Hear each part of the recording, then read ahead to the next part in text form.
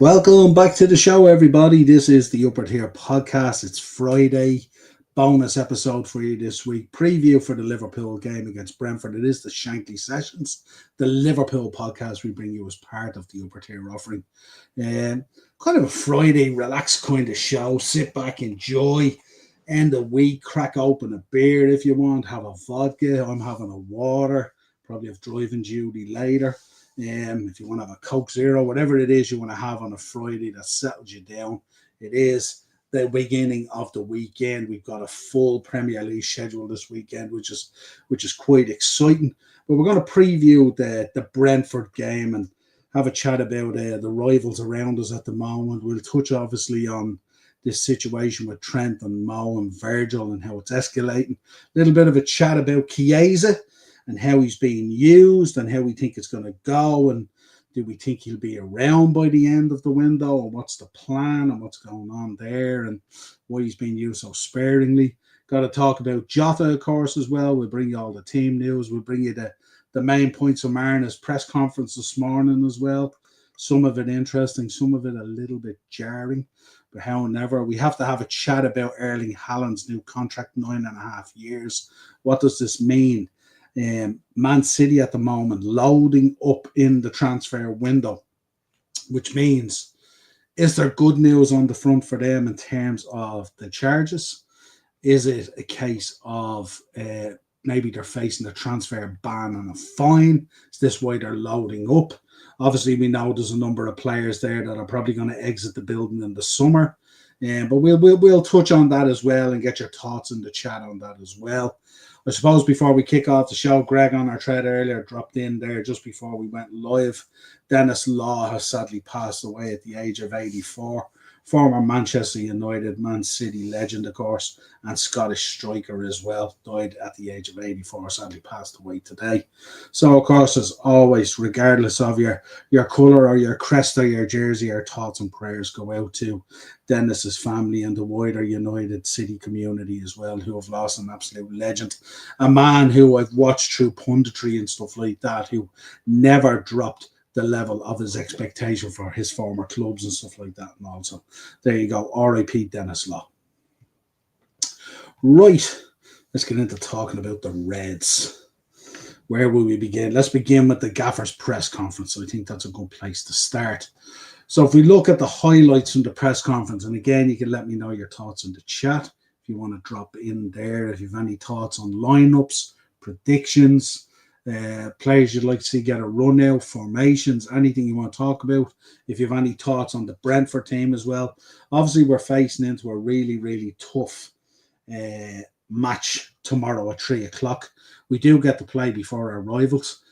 Obviously, Nottingham Forest are facing Southampton. This could be a big weekend for Nottingham Forest and in the title race. Arsenal then is the 5:30 game against Aston Villa. Bound to be a tough game, but we can only assume that they'll probably get the job done. So we need to take care of business at 3 o'clock. Tough place to go. Brentford, after coming back during the week there against Man City, late goals on. And really, at some stage, could have actually snatched the game, to be honest, after being dead and buried at halftime, 2-0 down, I think it was. But Brentford is that kind of team. We know they don't give up, especially under Thomas Frank. He demands that these players give it 100% from minute 1 to minute 95 or whatever it is. And they never give up running, they never give up trying and stuff like that. And with the talent that they have and the unit that they put forward and stuff like that, always a very dangerous team and always a tough place to go.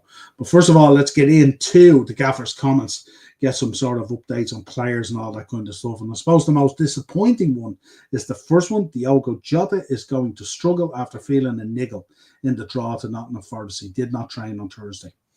This is just frustrating and infuriating. And I'm sure Diogo Jota is more frustrated and infuriated than anyone else that he cannot stay fit or maintain his fitness. But the problem that we have, similar to what we had with Thiago, is there's no point in having a world-class player if his boots rarely hit the grass. And that's the problem, really, with Diogo Jota. An unbelievable player, an absolute warrior who loves to get stuck in. Maybe that's the problem.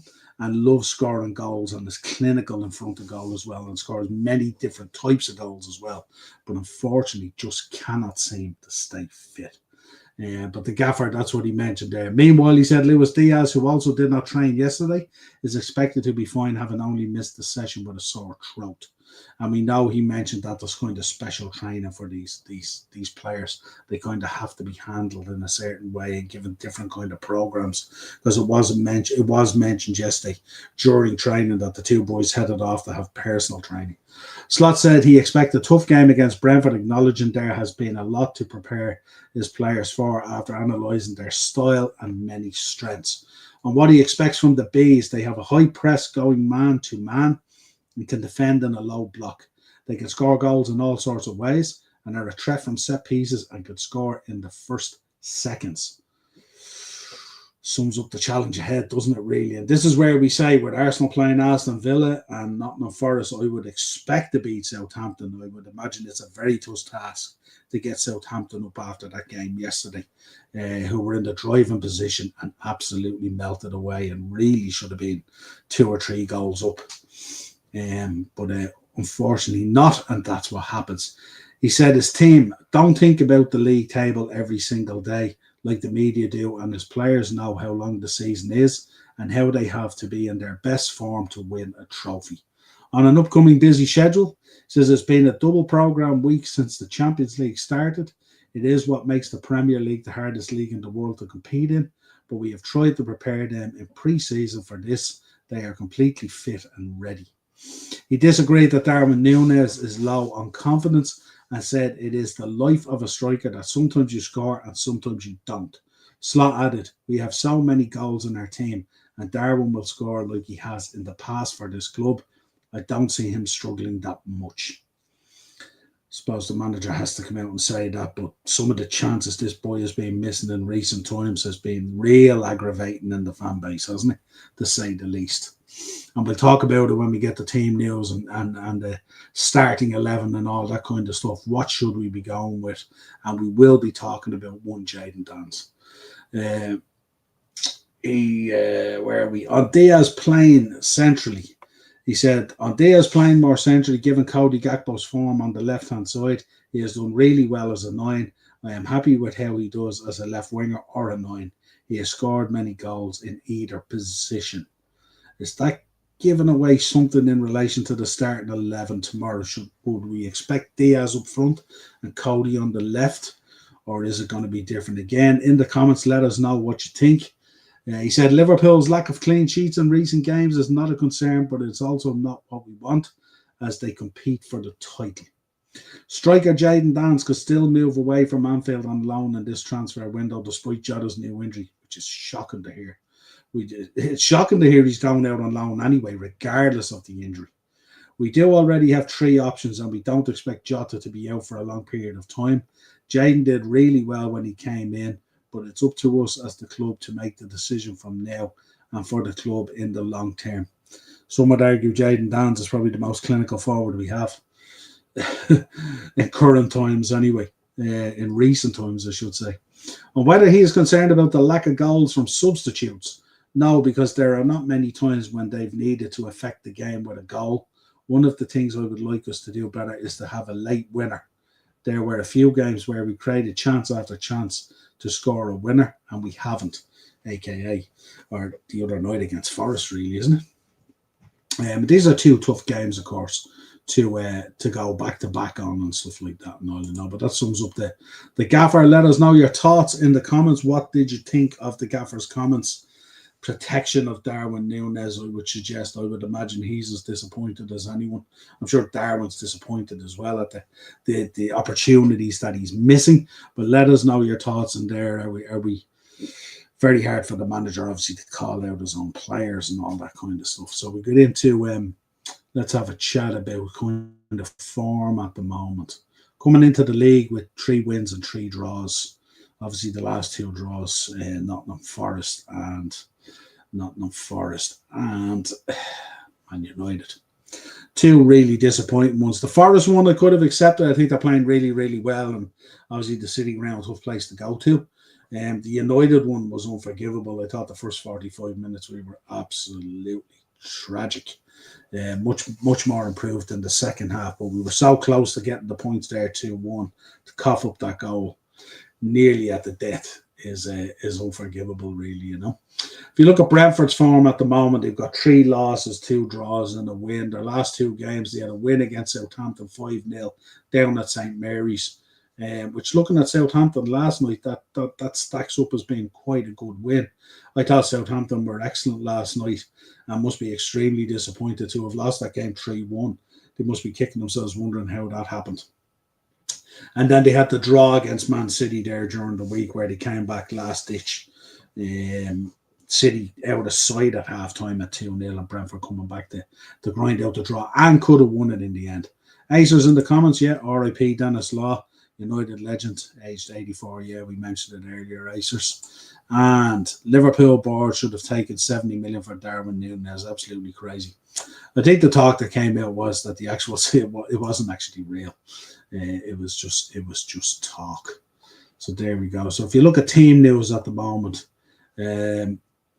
obviously strengthened by the return of Darwin Núñez. He was suspended for the game midweek. Luis Diaz coming back in, suffering with a sore throat there, didn't train Thursday, and obviously the big news is Diogo Jota potentially could be out with a niggle, but let's see what happens there. Who do we start? Who goes in at left back? Are we thinking Costas? Are we thinking Robbo? Robbo's had quite an indifferent season, I would say, and are we seeing the signs of the beginning of an incredible drop-off really in this man's form? So does Costas get the nod? I would argue that Costas' delivery is much better than Robbo's, but I would argue that Robbo's work rate and his attention within the game is much more better than Costas. So it's what do you give up and what do you not give up? Joe Gomez obviously is the main absentee there at the moment, so we'll see if Jota makes it tomorrow. So if you look at the lineup for Liverpool at the moment, you're probably looking at I'll give you team news from Brentford as well. Obviously, Josh Da Silva out with a knee, Pinnock out with a toe, Aguirre out with an ankle, Hickey out with a toe, Thiago out with a knee, Núñez out with a back, Trevitt out with an Achilles. Are all out of contention again. There's a welcome return for Rico Henry, very good player, and obviously he could come into the reckoning here, obviously replacing Mads Roslev, if that's how you pronounce it. And we're going to have an interesting dynamic there where Lewis Potter is going to be better equipped potentially to deal with Mo Salah. What a job Nico Williams did on Tuesday night, I think it was, or against Mo Salah. Did a phenomenal job on him, to be honest. Mo with quite the poor game, I would say, against Nottingham Forest. And certainly just been quite a dip in form. So if you look, starting lineups now, if you look at Brentford, you're looking at Flecken, Roslev, Nathan Collins, Sepp van der Berg, Lewis Potter, Norgard, Jensen, Janelt, and Buemo, Visse, and Damsgaard. What a player Damsgaard has turned into, especially this season. He's been incredible for them as well. Visse has been incredible as well. And we know with Buemo, he likes an early goal. And if there's ever a team that coughs up an early goal, Liverpool is that team. So we got to be on it from minute 1 tomorrow. We have to be on it from second 1 tomorrow, I would suggest. If you look at Liverpool, Alisson Becker in nets, of course. Back four unchanged. Trent, Konate, Virgil. Probably Costas might come in. I'm giving Costas the nod here. Just because I think delivery on set pieces and on corners is going to be key. You got the pivot 2 here because we're going 4-2-3-1. You have the pivot in there of Gravenberch and McAllister. In front of them, you have Mo Salah. I think Dominic Szoboszlai will get the nod. I think he was one of the shining examples the other night in terms of work rate and stuff like that. Luis Diaz on the left. And I've gone for Darwin up front. But something tells me that may not be the case. Something tells me, listening to the press conference, that we might see Luis Diaz in that position and we might see Cody Gakpo on the left. And if that is the case, is that a message being sent to Darwin Núñez? And like I mentioned earlier, Jayden Danns, who came on, obviously did brilliant for us. Should Jayden Danns be getting a chance? If Diogo Jota's out tomorrow, should Jayden Danns not only be there, an interesting part in the game as well. Certainly, he knows where the goal is. He's a very, very tidy player and very, very alert and comes alive in the box. It's kind of something we don't really have at the moment in front of goal. We just seem very, very laboured. You've seen it even against Forest the other night. I'm sure we created at least 20 plus chances. And of those chances, most of them were created second half because our first 45 minutes was horrific. But we should be taking a lot more chances at the moment than we are. Mo's gone a little bit off the boil, but of course, when Mo Salah goes a couple of games without an assist and a goal, it's shocking to everyone, and people kind of jump up and down about it. They forget how consistent he normally is. Dom, I'd like to see just a bit more from him, and not in terms of work rate or in energy, maybe in terms of just at times that little bit of football intelligence to pick that right pass, to see that right opening or wherever it is. Sometimes he does all the hard work, gets the ball back, does all that kind of stuff through the press. And then the simple bit where he just has to find the pass left or thread it through is the bit that he kind of stumbles a little bit upon.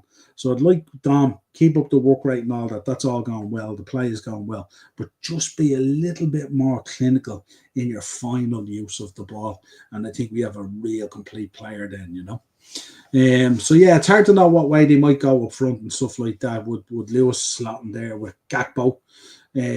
Or will they go Darwin up top and Lewis Diaz on the left? We shall see. But either way, it's a real opportunity for us as well if we can go there, if we can pull off a win. We've seen their form is a little bit different. Prior to Christmas, they were absolutely phenomenal at home. Their home record, I think, at one stage was the best in the league. And then they lost the game, and then it kind of fell asunder a little bit and they lost their way. And also sometimes what you'll find as well with Thomas Frank as well, sometimes he changes tactics a little bit. He starts making some kind of subs and he kind of tries to shut things down. And that's when you can have an opportunity to go for it and stuff like that as well. So it'll be interesting to see. But it's going to be a battle and we're going to have to work hard. We're going to have to be on it and every player is going to have to be 100% to get this result over the line. And it's two really tough back-to-back fixtures, away to Forest and away to Brentford. Both have been extremely tough fixtures for us. But hopefully we can pick up the win tomorrow. We will get into predictions shortly. We'll leave that kind of towards the end. Wanted to talk about these three boys. Seems to be something that I highlighted at the start of the season and even before the season kicked off. I said, we will probably be in the shake-up for a lot of the trophies we compete for like we normally are. But I think the big issue will be that we can come unstuck from internal factors. And we felt this last season as well, with obviously Jurgen announcing that he's gone. And we had a difficult, we kicked on a little bit and then the wheels kind of came off and stuff like that. And this could happen with these three boys as well. Because while there's no word there and no news and no signings, it's going to tick on and tick on and tick on. We're obviously not privy as fans to what's going on in the background. I'm sure offers have been made and things are being trashed out and various things like that. But as long as there's no news, it gives hope to other teams that potentially they could tie down one, if not the best centre back in the world, and two, if not the best right winger forward in the world as well in Mo Salah. Not to mention one of the best right backs in the world in Trent Alexander-Arnold as well, who looks like of the three, he could be the one whose head is most turned in terms of going to Real Madrid. But the other two, I would have thought at this stage we could have put it to bed. We could have announced it. And even announcing those two boys would give the squad and the team such a lift, and Arne Slot such a lift, that we would push on and put these results together, keep that gap between ourselves and the other teams, and push on for that title. But that hasn't been the case, and it's starting to derail us a little bit. And I looked at a graphic today. I'll bring up a graphic here for you. It's from Anfield Watch. It is. Shout out to Anfield Watch. Lovely graphic that they put up today. And this kind of defines it. And remember what happened last year as well when that wheel kind of came off. It was that United game. Then I was at the Palace game. It was the Everton game. And there's a feel about this again now, you know what I mean, where it's just something at the moment doesn't feel the same as it did prior to the United game. You know, losing the Spurs 1-0. Again, another kind of laboured, poor performance, but very one-dimensional. The game against United, we already spoke about again. Another poor first half. You look at Forest the other night, another poor first half. The Accrington and Stanley one, you can kind of sit in isolation. Much changed team, totally different situation, totally different set of circumstances. That could even slide out of there. Then you look at Forest the other night again, poor first half. You know, going behind to that Chris Wood goal. You know, a really well taken goal by Nottingham Forest, but a really kind of basic fundamental goal in terms of your defending and how you do. You know, it could have been avoided, really, to be honest, but it wasn't. And then coming back in and getting the equaliser, Jota coming on, cost us, I think, with the assist, his first touch, Jota's first touch. That's how it's done, boys. Step up, let's go. Created loads of chances, but just couldn't find the back of the net. Sells just turned into Thibaut Courtois and Gianluigi Buffon's love child, and was absolutely phenomenal. And he has been phenomenal all season for Nottingham Forest, so no surprise there. But we had some gilt-edged chances to take the 3 points, and we didn't, which fundamentally makes Saturday's game even more important. So it's absolutely critical that we get the 3 points. Not only will it create that gap again, but it also will heap the pressure on Arsenal. And the ideal situation, of course, for us is that, one, we get our 3 points, do our work, dust ourselves off, move on, and then Aston Villa beat Arsenal in the evening time. And then we could pray that Southampton might do something about it, Nottingham Forest, but I wouldn't be holding fire on that. But if we're not really careful and this doesn't go the way we want, you could see the gap being reduced to a point, because if we don't get the job done at 3 o'clock, that will give Arsenal the impetus to go on and get that result against Aston Villa. And I think either way the results go, I think Nottingham Forest are probably just going to smash Southampton anyway. So that would be my thinking on it at the moment. But yeah, hats off again, Anfield Watch, great graphic. But yeah, bit concerning the way that has gone out. It's not like we're not creating the chances, but just fundamentally in front of goal, we're snatching at things. There's an anxiety about us. It's like as if we've realised we've got to the front, and up till now it's kind of been not easy, but workmanlike, and we've done what we needed to do and stuff like that. But sometimes in those games, they catch up with you eventually, and eventually you don't get the break that you need. As the gaffer said in the press conference, you don't get that late winner. You don't get that second half number of goals that you need to get the 3 points over the line. So fundamentally, we need to do that tomorrow. Chiesa. This is a guy I've been quite vocal about. Originally, I said in August I didn't really want this to be a signing to come into the club. I didn't feel good about it. I kind of felt, a bit sick over the Art of Mello stuff. And I felt this was kind of like we were kind of signing a name, but there was pressure there to land a signing. But really, what was it going to be?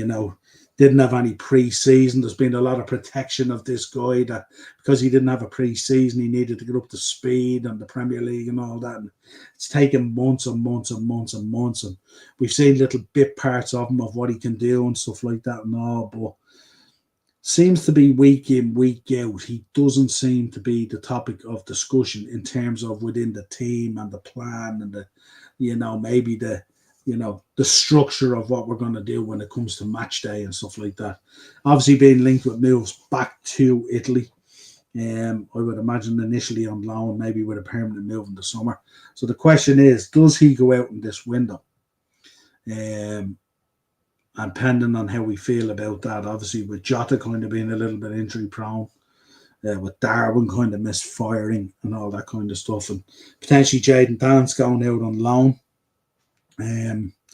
Probably we need to hang on to him, but I mean the question is, how useful is he to us if he just remains on the bench?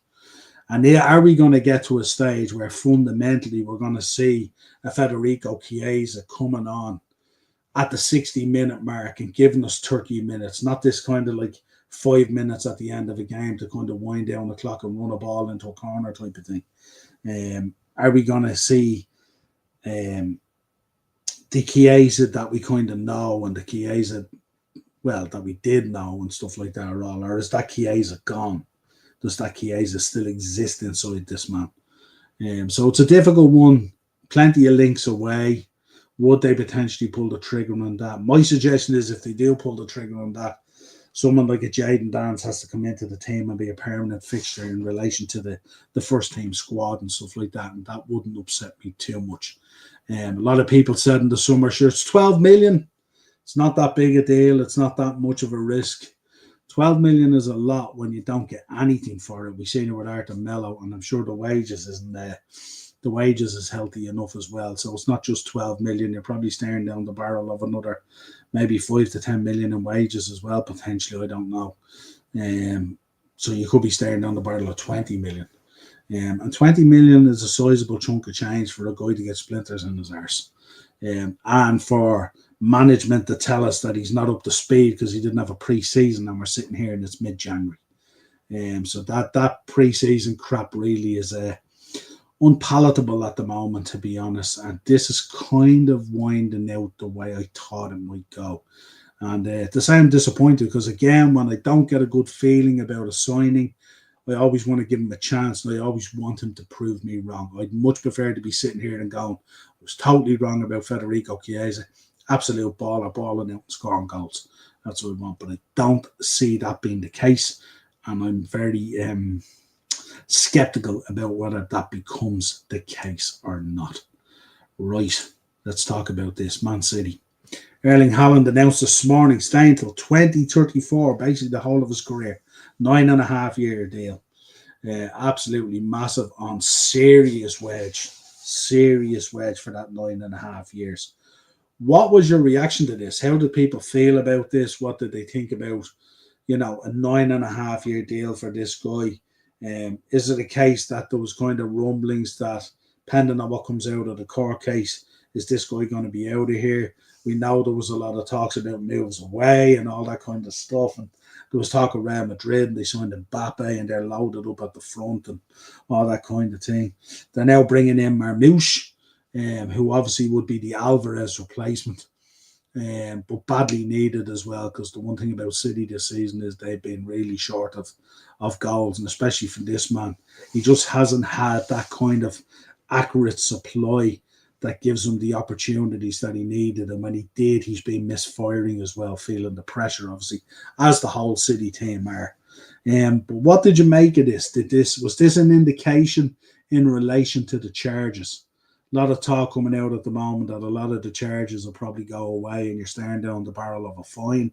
If you look at the way City are moving in the transfer market at the moment and the way they're loading up transfers, now we know they have to kind of figure out that jigsaw at the back four and stuff like that and how that's going to work out. Should be interesting. And that's why they've brought in those two centre-backs, I think it is. They've also brought in Marmouche. But there's also moves for a number of other players as well. So are they staring down the barrel of a transfer ban maybe for the year or whatever it is, knowing that they have to load up? Because obviously lots of questions at the end of this season. KDB, Bernardo Silva, Nunes, Kovacic, Grealish. So many questions around that squad at the moment coming out of this season. How many of those players will need to be replaced? And have City got wind of what may come out of the court case and they're going to have to suck that up? So are they preparing for that in advance? Should be interesting. Del Boy in the comments. Big up, Del Boy. Good to see you, my friend. Big up, Niall. I met Dave LFC chat today. Did you? Yeah, he's a legend, didn't he? What was he saying to you? Giving you socks, was he?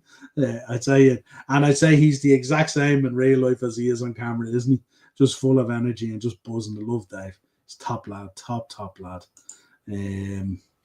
Yeah, Del, let us know as well. If you're in the chat there, let us know. What did you think of this contract today with Haaland in relation to the court case and all? Did you think there's bigger ramifications there? And is there something coming down the pan? Or are they going to get a slap on the wrist and get away with it? Is that what this boy was waiting on? Was he waiting to hear that nothing's going to be too severe, so he's going to commit his future to City? But let me know your thoughts. 9.5 years, when a lot of the talk has been that he might explore options to move away and stuff like that. But certainly an interesting dynamic and kind of a bombshell that was dropped this morning that no one was really expecting. But Haaland stays at Man City at the moment till 2034. The other side of it is maybe they're protecting the valuation of their asset as well. So if he's tied down to a long-term contract, you're going to have to pay wedge to get him out of here. And maybe if the Mbappe experiment doesn't work, or maybe if Carlo exits the building and Real bring in a new manager, will the new manager want to go in a different direction? Could you see Vinny leaving the building? Could you see Rodrigo leaving the building? Maybe different kind of changes, and maybe that opens up a space potentially for Haaland to come in. But now for him to move out of the City after signing that deal, it's going to take a truckload of change to get him out of there. Dell's in, yeah, he is. I couldn't get a word inside. He was probably hammering you, was he? He's probably hammering you. Might all change at the weekend, yeah. Absolutely, yeah. Davey, he's absolute tops. He's tops, he is. But yeah, interesting moves here from City on this, and one to watch. Yeah, we're led to believe that March we're going to have a ruling in the case, so that will tell us a little bit more. But a lot going on there at City in the background as well. Not dissimilar to ourselves, except we just aren't signing anyone. We've been linked with everyone under the sun. Kerkez, we've shown an interest, or it's a player that we admire, or all this kind of nonsense, and it's everyone under the sun.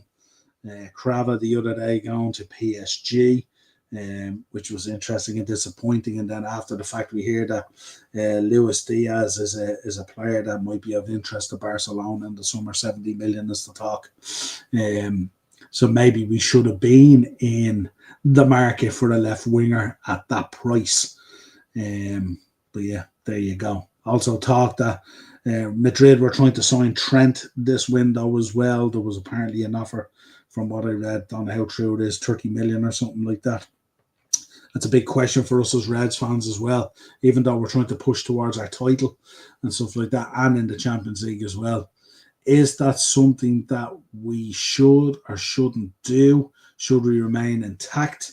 Could the player be distracted by all this? Seems to be a lot of distraction and a lot of background noise at the moment. That anxiety that comes up in the transfer window as well. Slot coming out in the presser saying he's quite happy with the players that he has. We're looking at it from the outside. We've got Trent there, heavily linked with Real Madrid, that could potentially go there. We've got Mo Salah, hasn't renewed his contract. Virgil hasn't renewed his contract. We don't know the inner dealings there. Richard Hughes and Michael Edwards, since they came back, are just ghosting the place.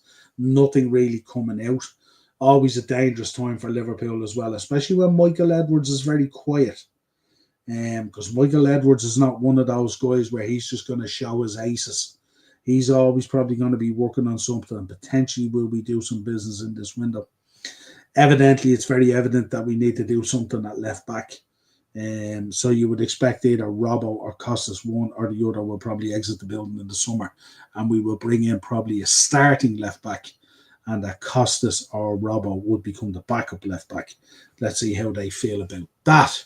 You also have to look at the DM situation with Gravenberch, and he's been unbelievable this season and stuff like that. Endo has come in and done well when he has come in. But what kind of combination do we want there in midfield, and should we be bringing someone else in?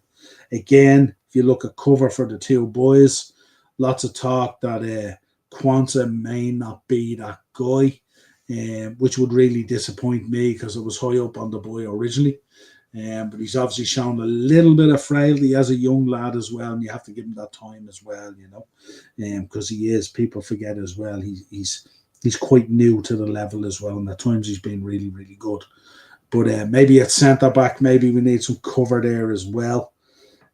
Joe obviously being out, so we don't have a whole lot of cover. Joe, and this is when you don't have Joe Gomez, this is when you feel it. This is when it comes a bit unstuck and stuff like that. When you don't have Joe Gomez, you don't have, you lack that cover potentially at left back, centre-back, and right back. Bradley again, of course, back fit again. Come back in as well. He's been doing okay. They'll take their time settling him back in and stuff like that, coming back off that injury. And then just up front, we got to figure out what's going on there, just a little bit blunt, so we could deal with putting in a few goals tomorrow against Brentford. But it's going to be a tough game. Expecting us to line up with the 4-2-3-1. Expecting Brentford to line up with the 4-3-3. They'll take us on man for man, which in most cases generally would suit us because we do like that war of attrition. But we need to be so careful, especially with Vizza. He's absolutely on fire at the moment, can score goals from everywhere and all types of goals. We know the power of Mbuemo. If we let him run at us and stuff like that, he will create problems for us. And Damsgaard on the other side as well. Very, very dangerous. And then you've got Norgard, Jensen and Janel coming from deep. Potter and Roosevelt supplying the overlap play. And then Collins as well from set pieces as well if we give away corners and free kicks. And Seth van den Berg as well, who we know pretty well. So, and then again, we need to be clinical in front of goal with Flecken and goals as well, an absolutely top quality goalkeeper as well. So big task for us tomorrow. Got to get the job done. Going to go for a 2-1 Liverpool win. I think it will be tight. I think it will be hard work, but I'm hoping we can get back on the winning trail tomorrow. Anything less than a win tomorrow, and then you're just going to find Arsenal and Forest and all real plucky in their games. With plenty to play for. And that gap that looked so sizable a few weeks ago now, down to 4 points at the moment, and it could potentially have won at the weekend if it doesn't go our way. Up the Reds, hope they win. Have a good weekend, folks. This has been your Brentford preview. Drop a like on the video if you could. I'd really appreciate that. Also in the comments, let us know your starting 11. Let us know your prediction and how you feel the weekends go as well. Let us know the Arsenal Villa prediction as well. And of course, Forest in the shake-up as well, who are playing Southampton. And I'll talk to you again real soon. Cheers, Reds.